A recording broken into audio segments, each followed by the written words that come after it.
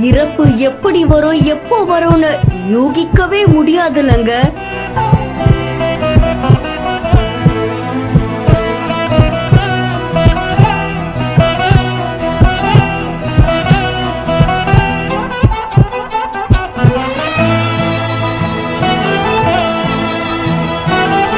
ஜிம்மில் work out செய்து கொண்டிருந்தவருக்கு இப்படி ஒரு நிலைமையா?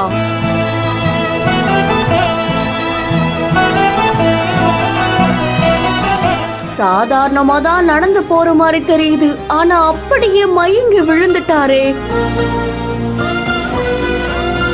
ஜபால்பூர்ல இருக்கக்கூடிய கோரக்பூர்ல 52 வயதாகக்கூடிய ஒருத்தர் அங்க இருக்கக்கூடிய ஜிம்ல உடற்பயிற்சி செஞ்சுட்டு இருக்காங்க.